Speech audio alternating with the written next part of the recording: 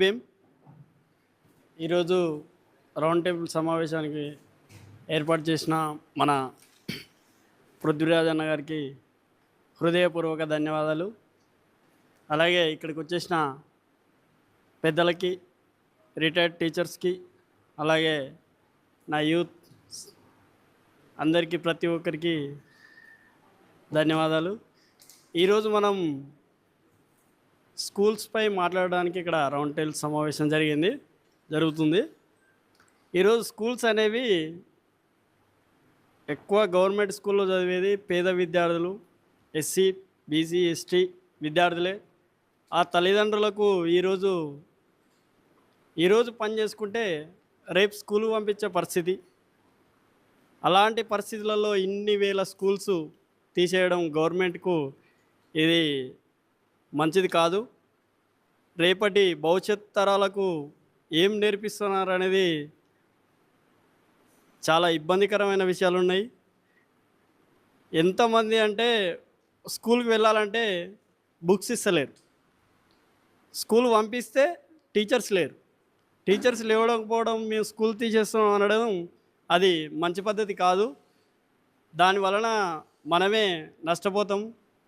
Teachers కావాలంటే డిఎస్ఎస్ఏ అదేసే మేము teachers పోస్ట్ను భర్తీ చేస్తున్నామని గొప్పలు చెప్పుకోవడం తప్ప ఇంతవరకు చేసింది లేదు.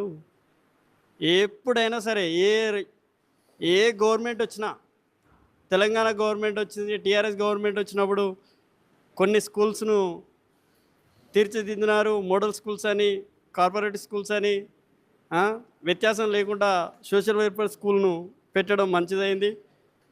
గత ప్రభుత్వం కొంత పేదలకు న్యాయం చేసింది, కానీ ఈ గవర్నమెంట్ మాత్రం స్కూల్స్కు 3rd క్లాస్ పిల్లలకు, 4th క్లాస్ పిల్లలకు నోట్బుక్స్ ఇవ్వకుండా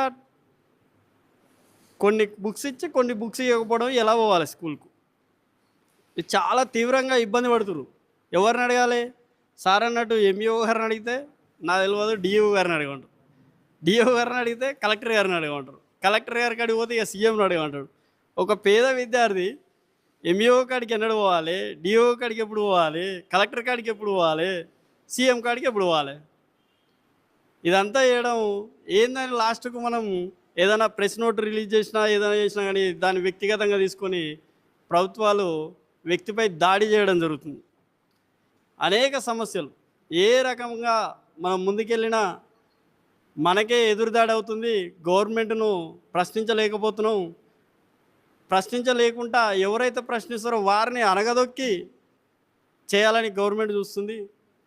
ఈ గవర్నమెంట్ను ప్రశ్నించకపోతే, అంటే ఈ గవర్నమెంట్ అని కాదు, ఏ గవర్నమెంట్నైనా ప్రశ్నించలేకపోతే 100% లాస్ అయ్యేది పేద విద్యార్థులే. దాన్ని గుర్తుపెట్టుకొని మనం ఎంతో అంతో స్కూల్స్కి వెళ్ళి ఖచ్చితంగా ప్రశ్నించడం నేర్చుకోవాలి. ఫస్ట్ ఆఫ్ ఆల్ స్కూల్కి వెళ్ళి ప్రశ్నించడం జరిగితే దానివల్ల మనం కొంత ఉపయోగపడుతుంది. అట్లనే ఈ రౌండ్ టేబుల్ సమావేశాన్ని నిర్వహించిన పృథ్వీరాజన్ గారికి ప్రత్యేక ధన్యవాదాలు తెలుపుకుంటూ ఇంతటితో నా సందేహాన్ని ముగిస్తున్నాను. మన ఊరి బడి మనమే కాపాడుకుందాం అని రౌండ్ టేబుల్